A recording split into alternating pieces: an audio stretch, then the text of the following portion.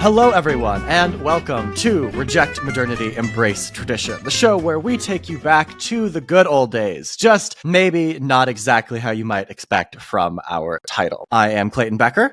And I am Megan Cox. And Megan, what are we going to talk about today? Today, we are going to be rejecting small government and embracing government capacity.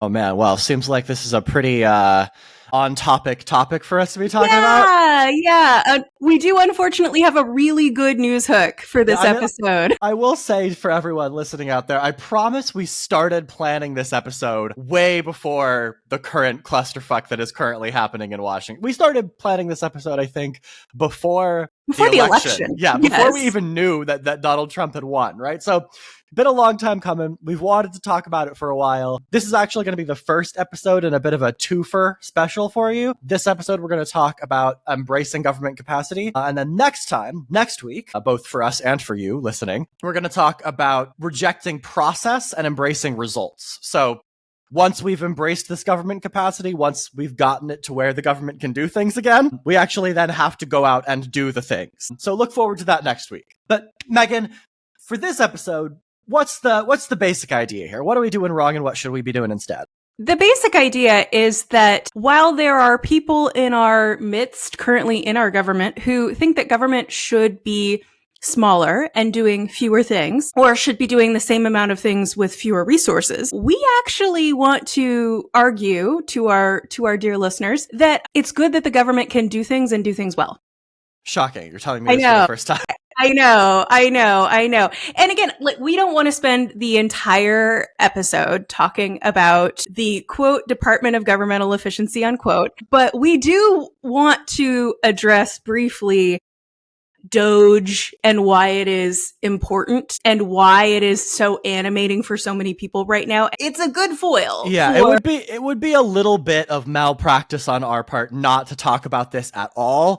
Even if we're hopefully going to brush by it a little bit more, since it's not like, at least historically speaking and hopefully futurely speaking, not the main problem that is eroding state capacity. No. There are several things that are kind of animating a push for small government, but we do want to mention that as we record, thousands of federal employees are being terminated, and the Trump administration is attempting to close dozens of federal programs and attempting to do so via executive order, not an act of Congress. The constitutionality of closing programs and impounding funds is, quote, unclear, end quote. And I would argue it's pretty clear, given both the text of the Constitution and past precedent as decided by the U.S. Supreme Court.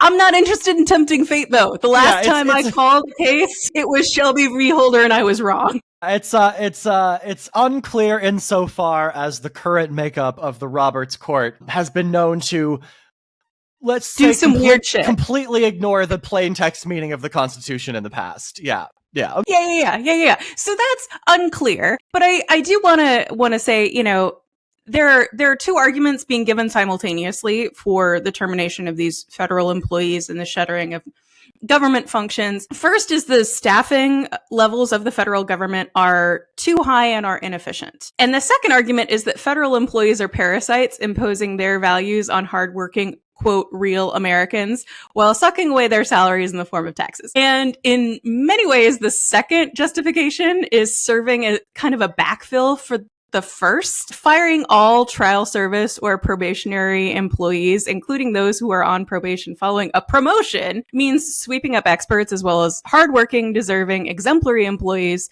who may be placed in really dire personal circumstances by this action. It also means, I think, and many people are not super aware of this, firing people who just changed jobs within the federal government, not even just a promotion or a new employees, but who've moved from treasury to lateral, movements between departments, and they're now being fired because they're probationary employees because Trump and Elon Musk and his cronies at the Department of Governmental Efficiency, quote unquote, have no idea what the fuck the term probationary actually means in the context of a government employee.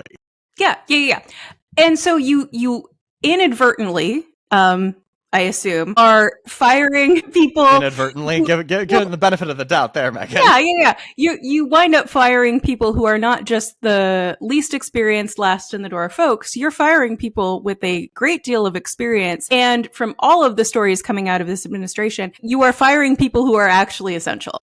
Yeah, case in point on this, I think. I saw an article a couple of days ago about how the United States Department of Agriculture accidentally fired a bunch of the people on the team that are working on containing the bird flu epidemic that's currently like ravaging hen populations in the United States and has contributed to the highest egg prices on record. And all I'm going to say is that if I were running the government and I was trying to decrease the price of eggs for people, I don't know. I wouldn't do that. Just me. Maybe I'm built different, but I wouldn't do that, right? I wouldn't do it. And now they're trying to hire him back, and it's not working super well, because if you'd just been accidentally fired, do you think you would go back and work for the people that were so incompetent that they accidentally fired you? Probably not. Probably not. We are going to get into this, but yes, it is going to create a disincentive in hiring in the future, which is not necessarily what we want. But let's get into it. And I do, for the purposes of this episode,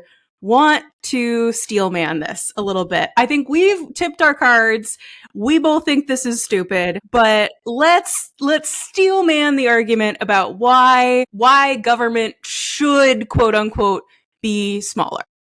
All right. Can you hang with me? I'll allow you to steelman the argument, Megan, for the purposes of the episode. Just know I'm not going to be super happy about it. That's fine. It's okay. So there are a couple of arguments that people have historically made for smaller government, starting with your kind of Reaganite sort of small government. The government's too involved in our business, in our economic activity specifically. Any government involvement in economic activity causes inefficiency, i.e. the loss of profit, is what these folks are going to argue. So let's start just with taxes and taking our minds back to kind of intro level economics for a quick minute. In the free market, the price of a good and the quantity of a good that are produced, that kind of naturally settles where the supply and demand lines meet. If you kind of remember that graph, the price and quantity and an X in the middle. Demand. Yes, supply and demand curve. That's what we're talking. It's a basic supply and demand curve. Again, podcasting, notably not a visual medium. If you need to stop and Google supply and demand curve, please be my guest here if you're listening on an audio format. Difference between the quantity of a good produced and purchased at a higher price, including taxes, that creates a kind of area in the curve called a deadweight loss. And the deadweight loss is basically like the lost economic productivity that you would have expected under like ideal market conditions that is then distorted by the presence of the tax, basically. Yeah, basically. And it's important to note, I think, while we're steelmanning this, that there are certain types of taxes which are more distortionary than others. Like, we know them to have a greater deadweight loss.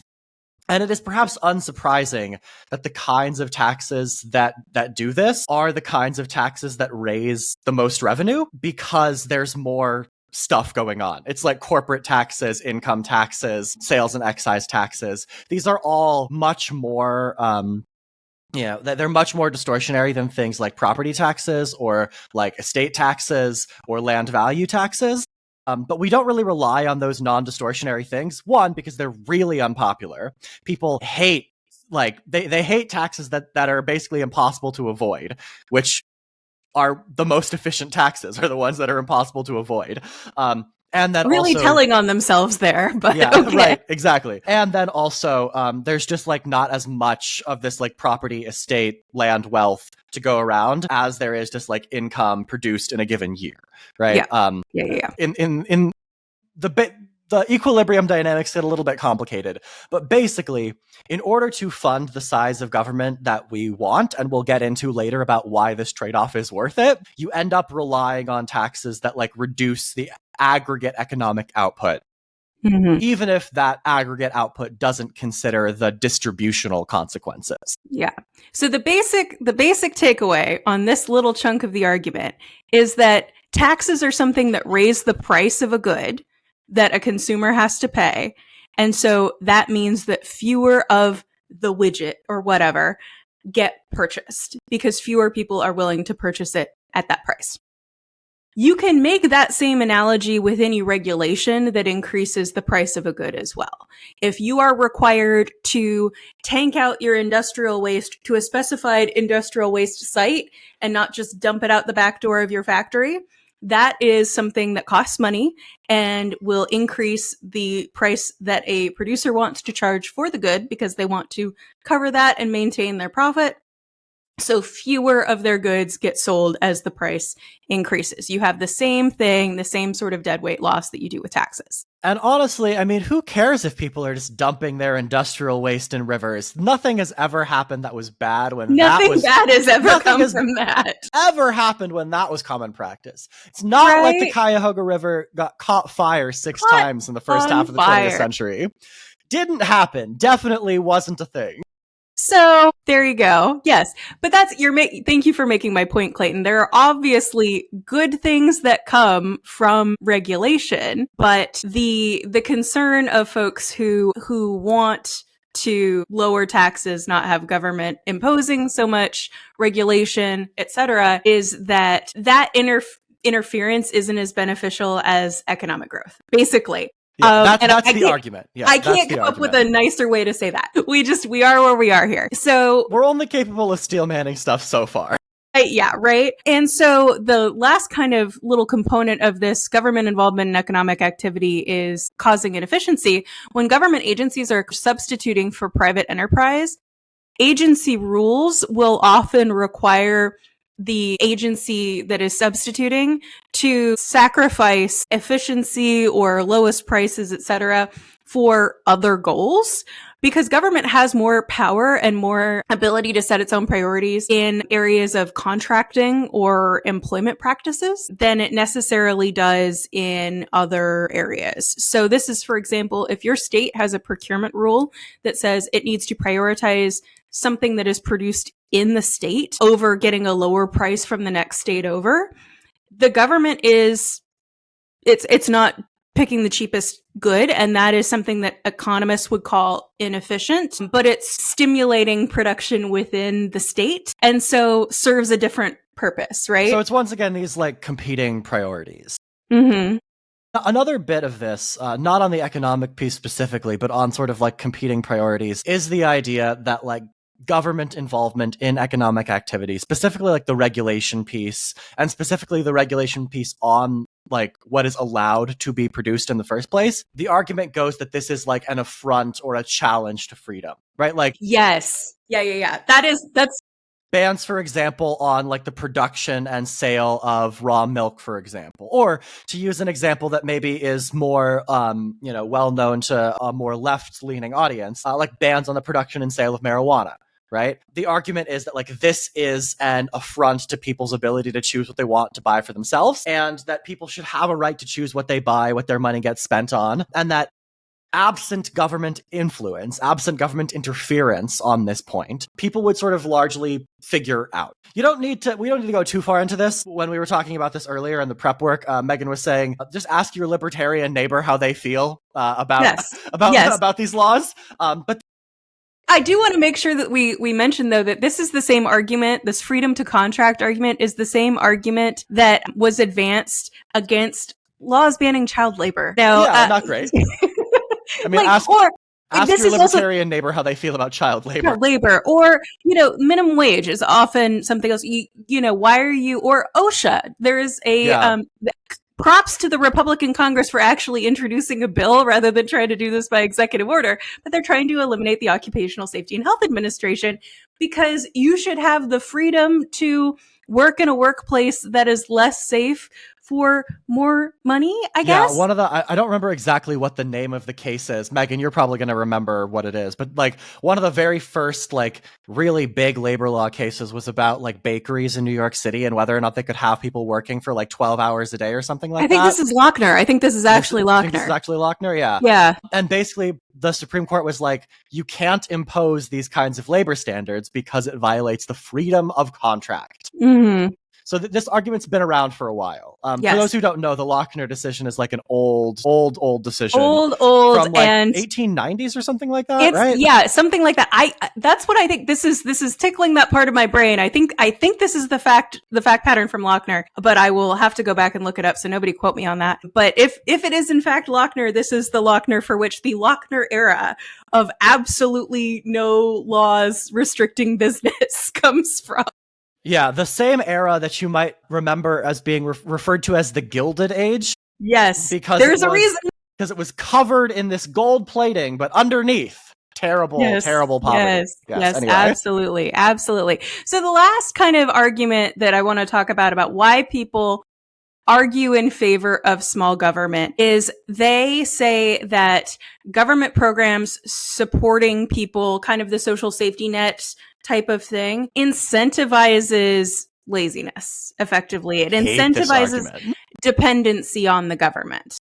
I do too. I hate it, but their argument is we shouldn't have as many government programs and they should be smaller and kind of more tailored to the people who are quote unquote deserving of government assistance. Yeah.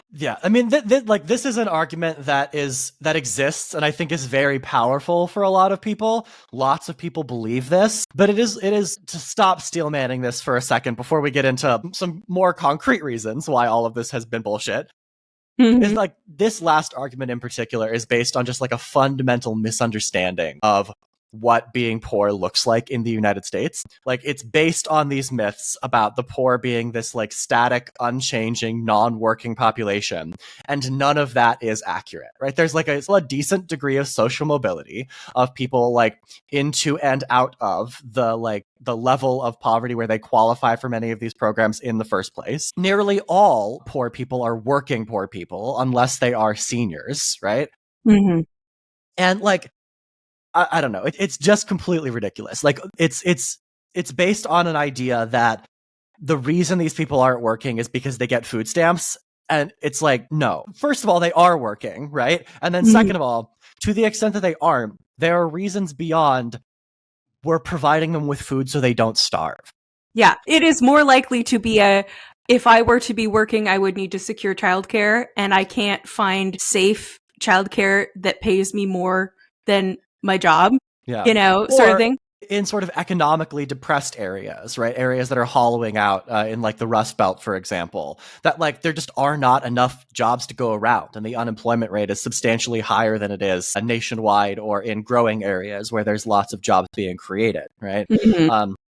And like moving is expensive, right? It's hard to move yourself from a sort of decaying post-industrial community to one where there are lots of available jobs, especially if you are not trained for and qualified to do many of those jobs in the new economies that are dominating the growing places. Yeah, right. Just to ballpark it for folks who haven't had to do this recently, it costs about $1,000 to move from LA to Portland or vice versa in terms of renting a U-Haul and paying for gas. And that's if like you do it all by yourself. By yourself. Yeah. Like, exactly. I have enough furniture at this point to where like the next time I move, I'm gonna hire a moving company. And that's an additional $1,000 or $2,000 on top of like, paying for other stuff, right? So anyway, like yeah.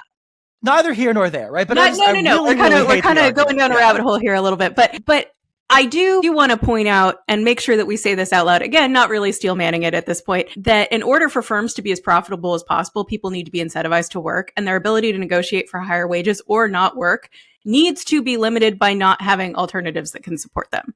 So the idea that we should shrink the social safety net so workers don't have something to fall back on when they are being hosed by their employers is something that a certain subset of our population has a really strong economic incentive to push. We won't name names. Name names, but their names might rhyme with like Clef Mazos or something like that. Yeah.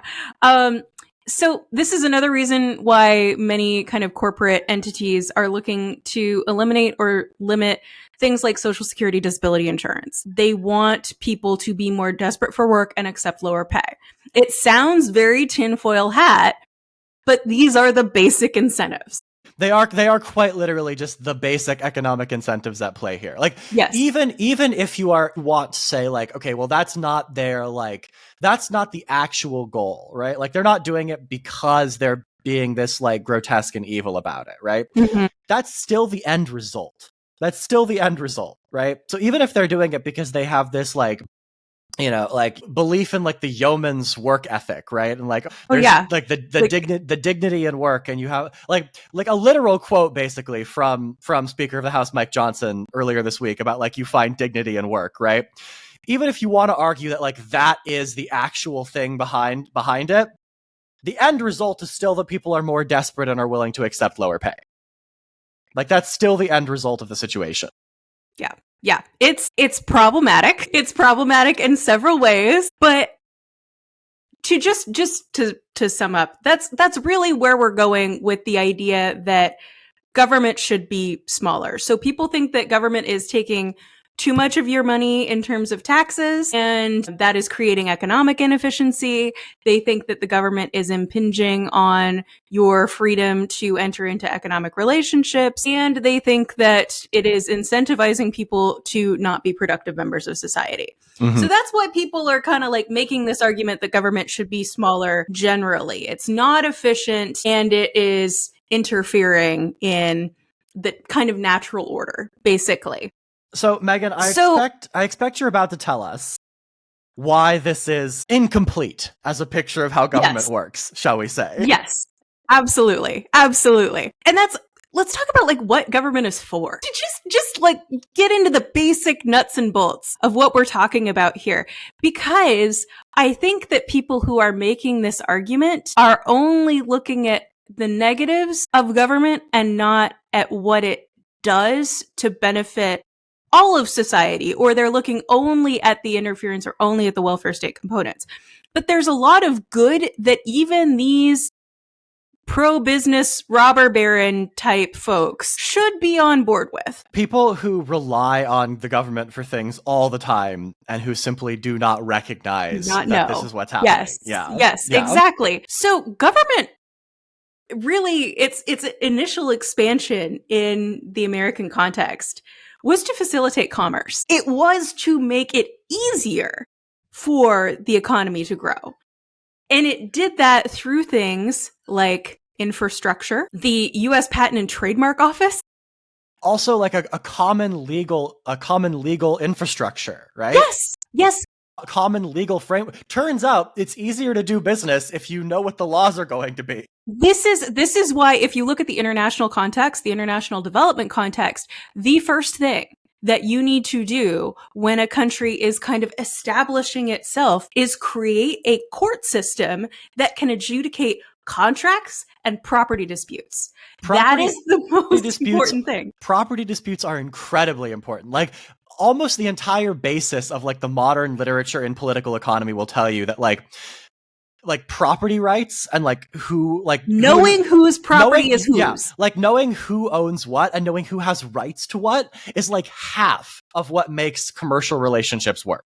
So the fact that the government stands there and adjudicates is very important. I also want to talk, it's not like, I would go so far as to say is like absolutely crucial. It is critical. The most important thing about a government's function in the economy. And if you take that away, your state does fall apart. And in the international context, this is much easier to see because I don't think we can actually consider a United States where we don't have that. It's beyond the scope of conception for us. So baked into our basic perceptions of like, this is like something we take for granted that like you can't really imagine what it looks like in the American context for it not to be present. Yeah, exactly. But in states where it isn't present, like that's when you get like failed state territory, like warlords running parts of the country, like so on and so forth. Exactly. This is the classic political economy kind of concept of roving versus stationary bandits, etc. So I do want to make sure we talk about those other 2 points though. Infrastructure. Right. Yes. You know, Barack Obama got a lot of flack for his "you didn't build that" comments, but I also want us to think about the idea that you aren't going to build a road to a new factory if you can just build a factory where there's already a road. Additionally, the U.S. Patent and Trademark Office facilitates your ability to make money off of whatever it is that you're doing. And sometimes that is as simple as, I think we talk much more about patent and copyright than we do about trademark. But trademark is a very important component of intellectual property law in the United States, because so much of what we do is based on a reputation of a business. And if you can't secure the name of your business and like colors or logos, etc., you can't build that reputation and you can't protect that reputation. Additionally, the idea that would be something that we would want to hollow out and slow down, that's going to delay business. I see you just like nodding along here, Clayton. Yes, notably podcasting, not a visual medium. But like, yeah, absolutely. Like, just like sort of the basic facilitation of commerce is important here. Like, state education systems make sure that like businesses have like people who are qualified to do their jobs and like know how these processes work, right? Like all the way down, basically. Like state provides enforcement of property rights in addition to like recognition of property rights. This is what the courts do. It's what police do. And provide like security for your property specifically through like firefighting.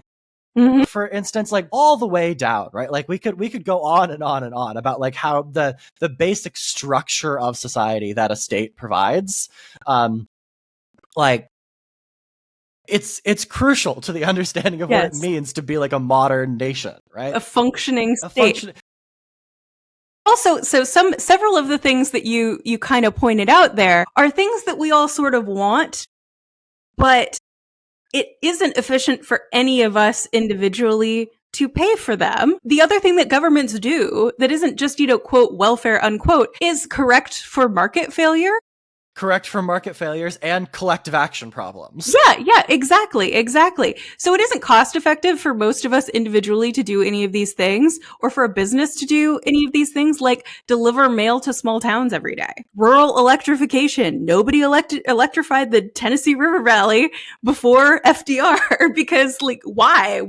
It wasn't efficient for any business to do it. And to this day, the Tennessee Valley Authority still provides electricity to large parts of the rural South because it still isn't economical for dragging the South kicking and screaming into the 20th century. We're also correcting for market failures when we educate children who can't pay to be educated. That we need, again, we're going to say this multiple times, we need an educated workforce in this country to realize any sort of economic growth. Yeah, I mean, and it's also just like, I enjoy living in a country that isn't, I guess maybe not so much anymore, but I used to enjoy living in a country that I felt wasn't filled with stupid people. Maybe that's a little unfair. Yeah, well, the data on literacy is actually really unsettling. I feel like the American voters deserve a little bit of smoke here for electing the dude that they elected. But I think also, in addition to the sort of specific examples that we've mentioned here, like, it's really important to understand that these market failures and collective action problems aren't uncommon. Like, I wouldn't necessarily go so far as to say they are the norm rather than the exception, but they're a pretty common exception, right? Like, the conditions for efficient markets are really, really rare. You'll get like sort of quasi-efficient markets a lot of the time, but you're never really getting the sort of Econ 101, like market clearing price. Like, things move like in the direction that the theory would point you to in a lot of cases, but they're not moving towards the actual optimal situation. Think things like asymmetric information. So like, this if you've ever gone and like purchased a used car, right? Like, the market for lemons is a whole like exercise in economics. If you've ever taken an econ class, you probably learned about the market for lemons. It won a Nobel Prize for talking about like the problems of asymmetric information. Like, people who are selling used cars have an incentive to sell you the bad cars, and since you can't figure out lie to you, yes, and since you can't figure out directly like whether these cars are like good cars or not good cars until after you have purchased them and used them for a while, it turns out that the only cars you should expect to be sold at these like low cost used car dealerships are the ones that are not good, right? This is just like the result of the theoretical expectation. We could also think things like monopsony power. So where you have like lots of industries where just a few firms control like a huge segment of the market. I'm sure you've seen those graphics about like 8 companies controlling like almost all of like the grocery store aisles in your local grocery store. Things like externalities, even, right? This is getting maybe a little bit too technical, but like, drivers don't, for example, pay the total social cost of the pollution that their cars create, both in terms of like particulate pollution and in terms of like carbon dioxide pollution. And so the government exists to take what is, even if you are achieving sort of a market-based solution, to move it towards the socially optimum solution, where the actual quantity that gets produced and purchased and all of that is socially optimal rather than like economically value-based optimal, because those two things are separate things. Like, it's just like the government exists to do things that don't get done otherwise, basically. Yes. And right now, we're seeing the consequences of a multi-decade long campaign to get rid of those state functions, and the chaos that Doge is causing within the federal government is just the most recent manifestation of that movement. Yes, and it's absolutely. one of the key reasons why it feels like government doesn't work anymore. Yes, and we have spoken about this on previous episodes. We will speak about this more in the back half of the episode for sure. But we are talking about the idea that if we make government smaller, things are somehow going to be better. And I just don't see a path in which that is true. And I don't know of any situation in any context where that is true. There is no business where you look at the business and say, I am going to cut and things are somehow going to work better. That's very unusual, I think. You might say, I'm going to cut and I'm going to get a greater profit, but you don't often say, I'm going to cut and things are going to get better. Now, I will also add in like, before I guess to maybe open up this last bit just a little bit of like, you might cut workers in the interest of some sort of efficiency because you think a department is bloated. You might actually get more efficient, but you don't just cut things and then things magically get better. You cut things and then you also revamp processes and you like hire new people and you figure out new ways of doing things that are more efficient. You don't just lay off, like 10% of your workforce and then just magically all of the jobs that were getting done still get done just better. Right. No. And like that is what the Department of Government Efficiency seems to think is going to happen here. There is at least some work in terms of redistributing tasks that needs to be done. And we're not to that part yet, assuming that part is coming.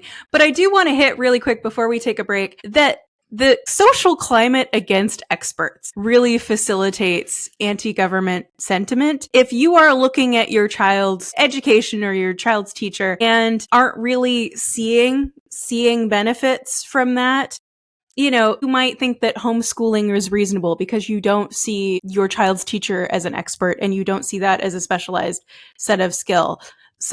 Plenty of people who have concerns about the medical care they receive, which is often like completely reasonable on the basis of their real world lived experience. Many people have bad experiences with doctors in the medical system, so they decide to kind of opt out of the traditional Western medicine system. The skepticism can be applied to government as well. And we've seen over the past few weeks with all of the cuts and waste, fraud, and abuse, all in air quotes, that is being found by Doge. It's not so much that these things are either waste, fraud, or abuse, as the people who are making the cuts are assuming that something that they don't understand is bad or unnecessary and are not taking the time to necessarily come to understand what it is that government is doing, because how could this government department be doing anything that is technical or specialized? Yeah, I saw an article about how they flagged a biology paper. No, it was a math paper. They flagged a math paper that was being funded by like one of these NIH or NSF grants. And the reason they flagged it is because it literally contained the word bias, as in the like statistical bias sense. Yeah. They don't know what the fuck they're talking about, right? And you sent me one the other day about canceling a Westlaw subscription yes. For non-lawyers, it's a legal database, and it has all of the cases and all of the laws and all of that. And this is like, if you were to print out all this information, it would fill like high school gymnasium sized libraries full of bookshelves, all the information that Westlaw is searching and organizing for you. But I think what we figured out is they canceled it because they thought it was Thomson Reuters is the name of the company that owns Westlaw, and they thought it was Reuters, the news organization. News organization, and a subscription to a news organization, not a highly technical and specialized legal database. Yeah, because God forbid lawyers with the Securities and Exchange Commission be familiar with the absolutely voluminous tax case law in this country. I gotta tell you, Clayton, that one might not have been a mistake. They might actually want the SEC lawyers to not know what they're doing. I mean, if you're Elon Musk, right? Like you're trying. Right? How many years ago was it that he first, not first, but maybe clearly revealed that he didn't like the government? He said, "I do not respect the SEC. I do not recognize their authority." Yeah. Well, anyway, I think this is probably a good time for us to take a break. We're getting a little off the rails here. Let's take a break, and when we come back, we can talk about what government is good and how we can make it better. Sounds good. We'll see you guys in a bit.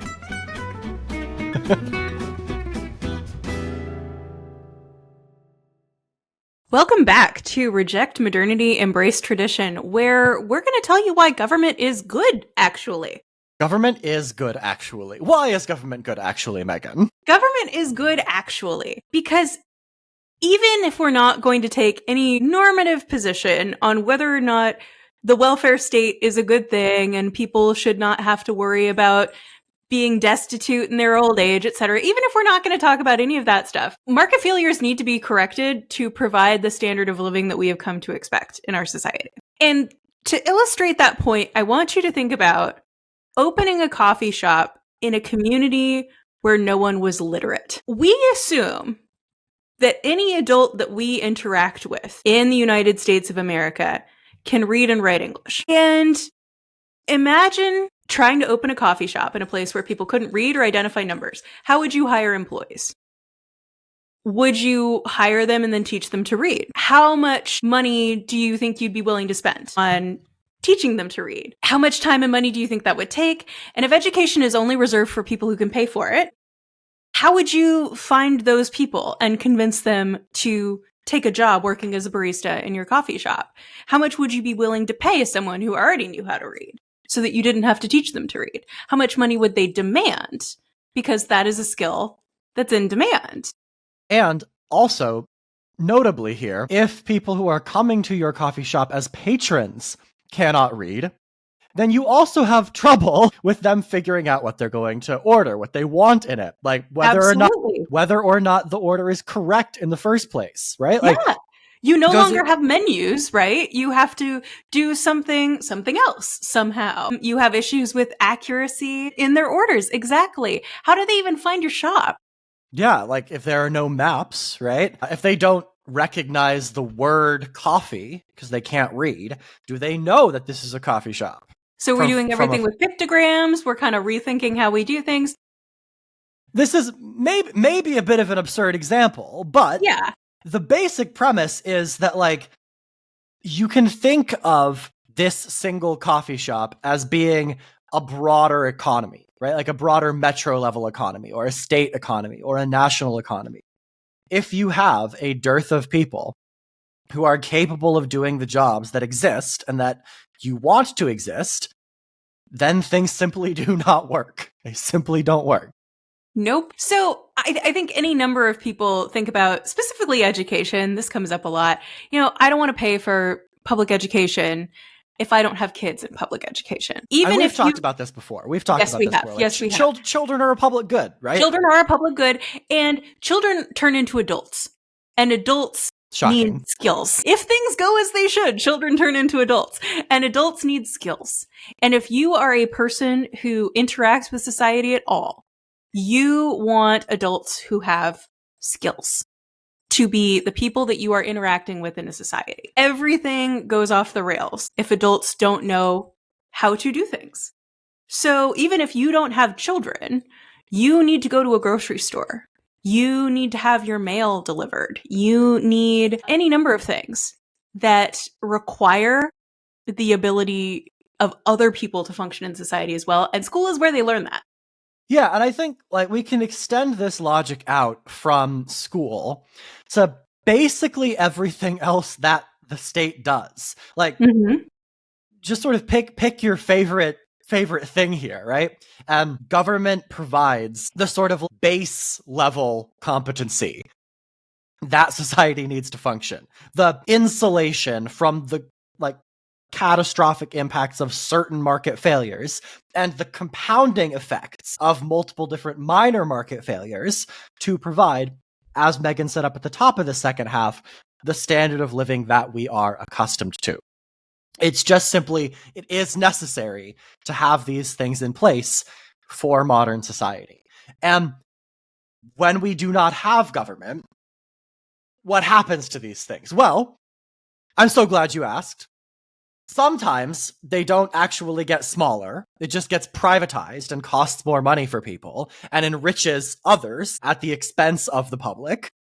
Absolutely. And then sometimes it just goes away entirely. Sometimes we no longer have things like good sewage management systems or roads without potholes and so on and so forth. Yeah, I do want to talk about that privatization thing because, we can see that specifically in the comparative context, comparing the US to Canada to the UK. And in the UK, we have a national health service where the government is the direct provider of health services. In the US, we have sometimes the government contributes a little bit of money to the provision of medical services, but for the most part, it's privatized. And in Canada, there's kind of an in-between model. And where the money winds up going in the US versus the UK, like medical care in the US costs more. And medical care in the US costs more because there are people along the way who are profiting. Yeah.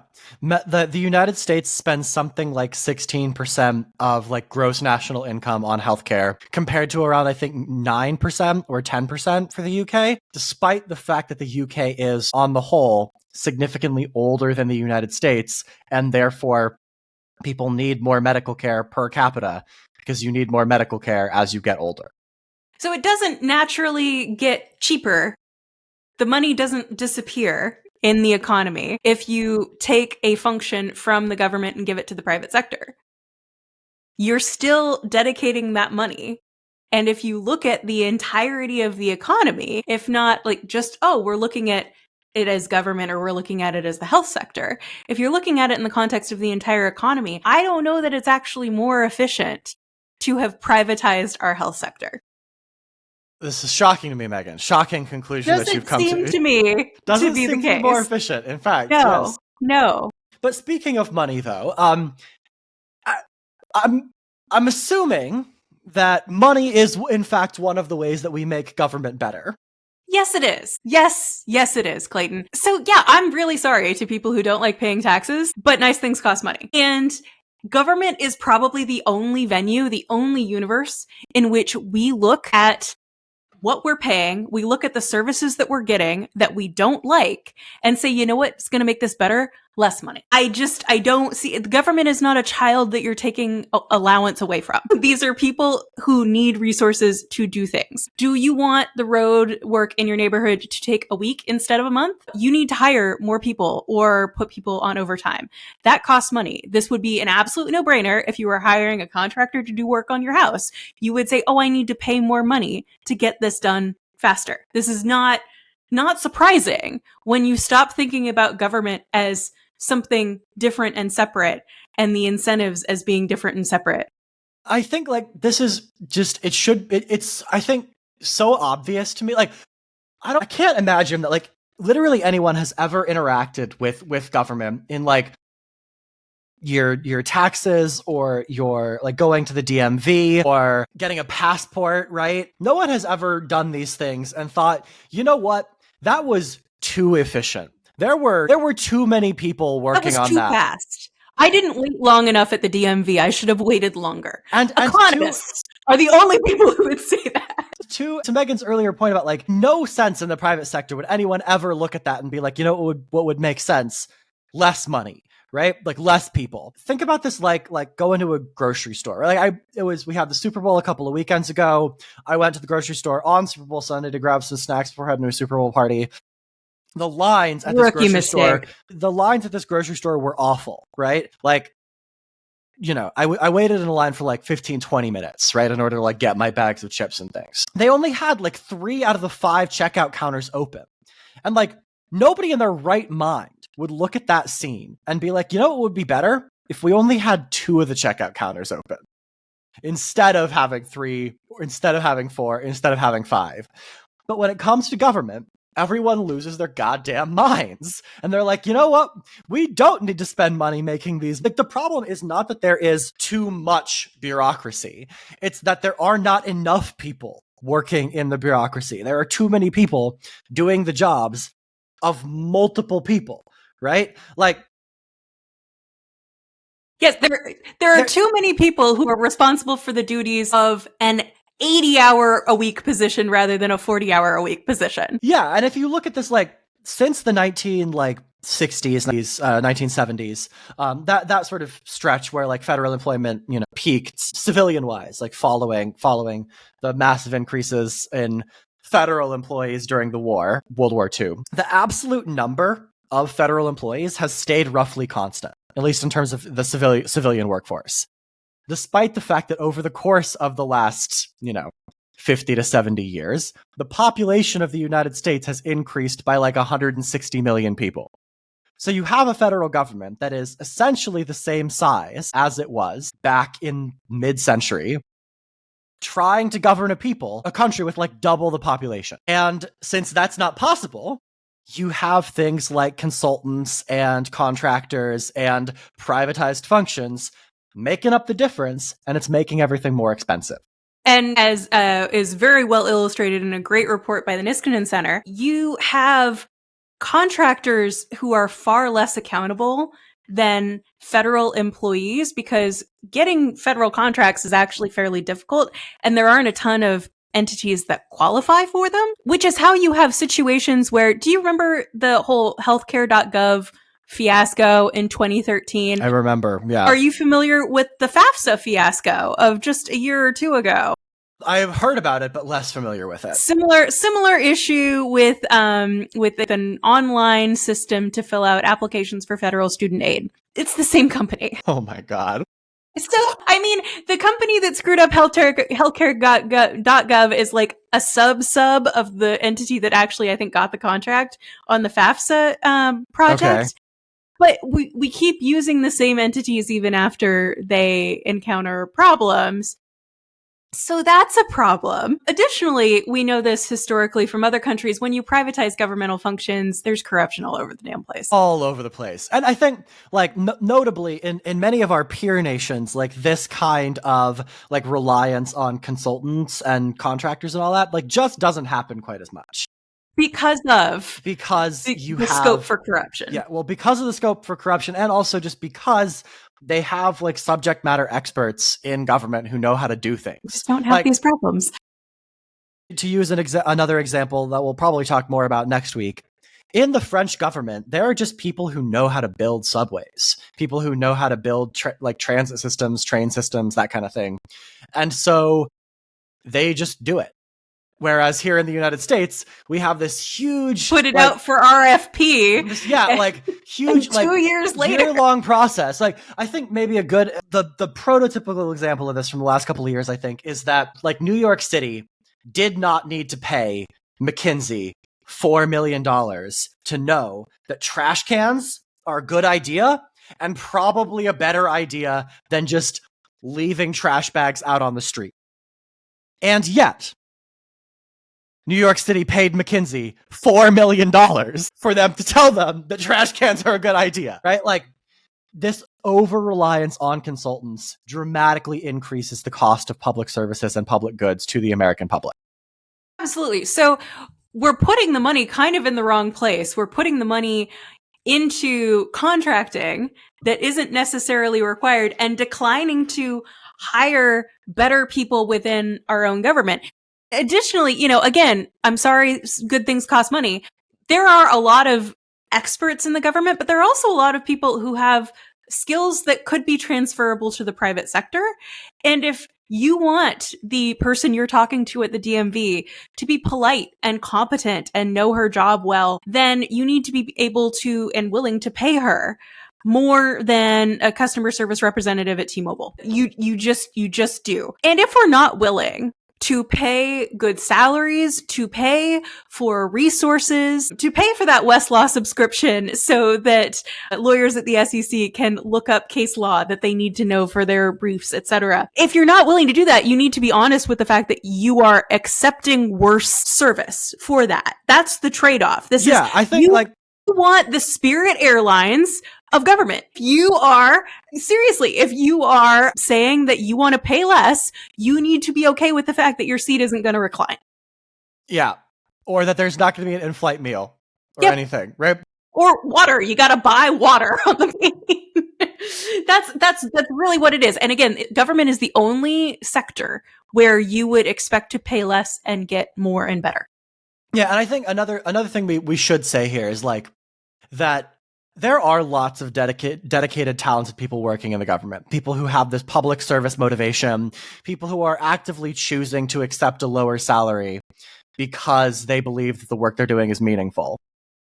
But you cannot just rely on people's public service motivation to make sure that you are getting the best, most talented people into government, right? It only works for a certain amount of time, honestly. Yeah. And I think you need to be sufficiently secure in other ways that you are willing to take a financial hit for your willingness to work in the government. You can't eat values.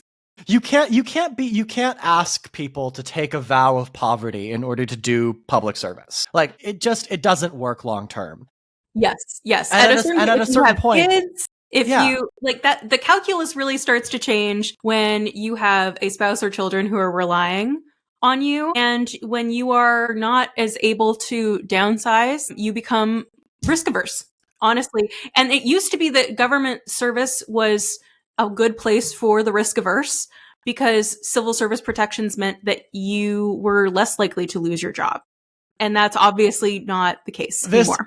This is a perhaps very direct reject modernity, embrace tradition from us here.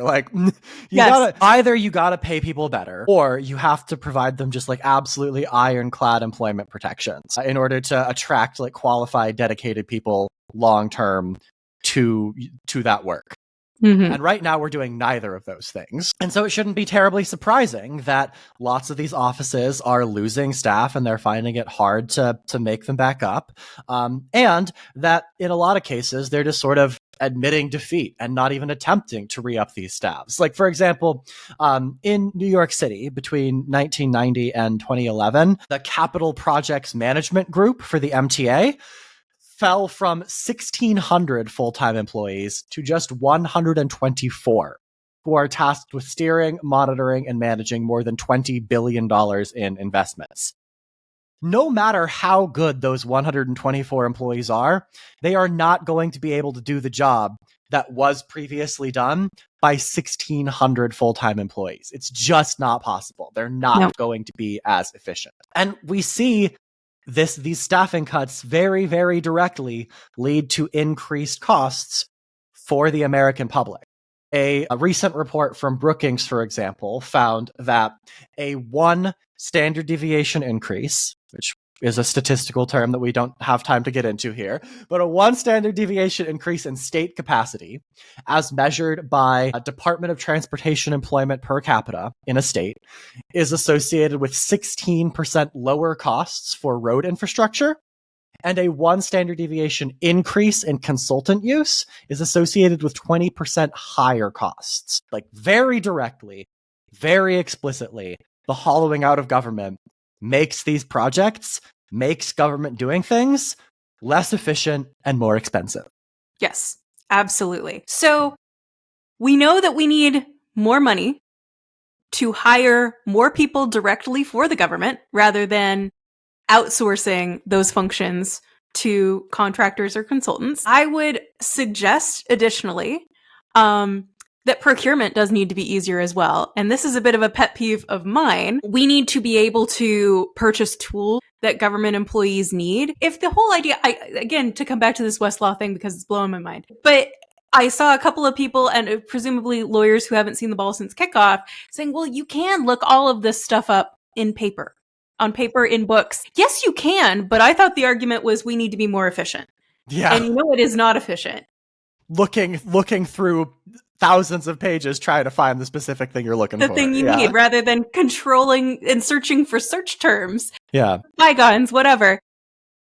There's also a tendency to, you say, well, we don't want to buy the tools that people need. That's a pain. Also making it difficult and making it a very lengthy process to buy those tools at all. This is, again, relating to the healthcare.gov stuff that went on in 2013. The state of Oregon never received a working product from Oracle, and it was in litigation for years and years and years.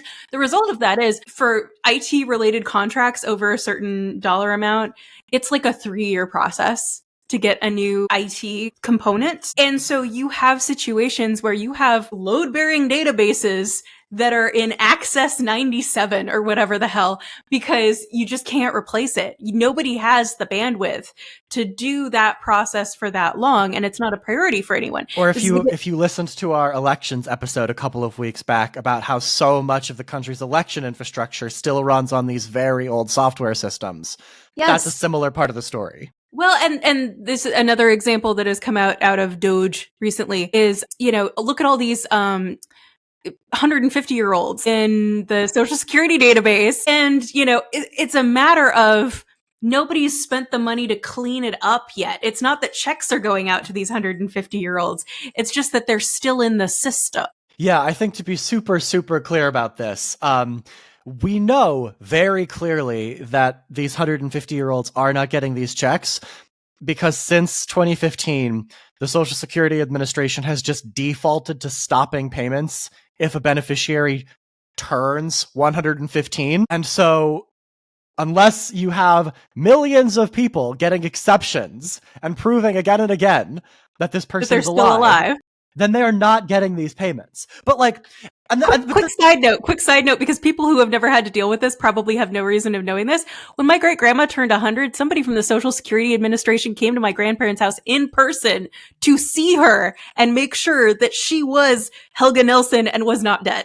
And I think also importantly on this point, the same people who are crying about efficiency, if you were to tell them that the Social Security Administration spent $50 million cleaning up this database to figure out, make sure that literally every single person in there was accounted for and that none of the death dates were missing anything, all of that stuff. If you told them that they spent any significant sum of money to do that, they'd be like, we don't care. Dumb. That was dumb. That wasn't efficient. We didn't care about that. As long as the checks weren't going out, who cared? Right?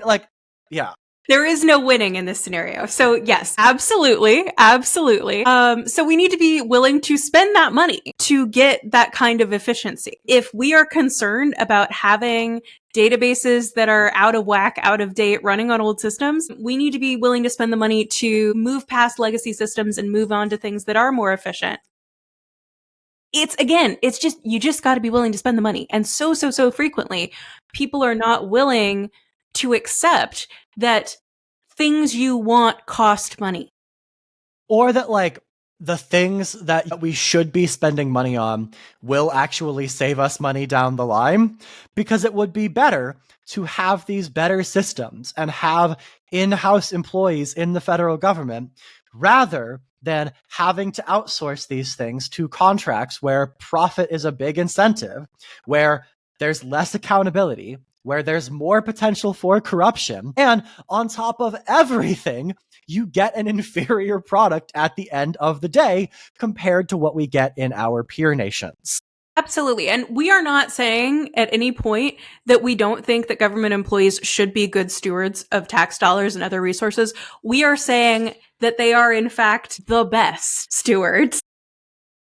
It's like how Medicare and Medicaid have like way lower overhead costs than any private insurer out there, like including private for-profit and private non-profit insurers. Medicaid and Medicare are way more efficient than both of them. And yet if you propose like, maybe we should like let Medicaid and Medicare compete on drug prices, negotiate for them, that'll save money. You're like, oh, well, I don't know about doing that. That doesn't sound very efficient. You know what I mean? Like, mind-numbingly insane. Yes. So my last point on this, to wrap this up, I think that we need to conquer the negativity bias in our own brains about government. And this is what I mean by that. We as humans, we have a negativity bias. We see things that are bad or wrong, first of all, out of a safety incentive. And second, if something is working, your brain can kind of like dismiss it because you don't have to do anything. If something is not working, you need to figure out how to fix it or avoid the problem. So your brain focuses in on things that aren't working as well as you want them to. So when we look at our world, I am much more likely to notice the big pothole in the street that I need to avoid than all the rest of the road that is fine. Just as a concrete, pun intended, example. Megan, no. All right. So we are much less likely to notice the pothole-free parts of the road than the pothole we need to avoid. Humans are naturally loss avoidant, and like that's like a base human psychology thing.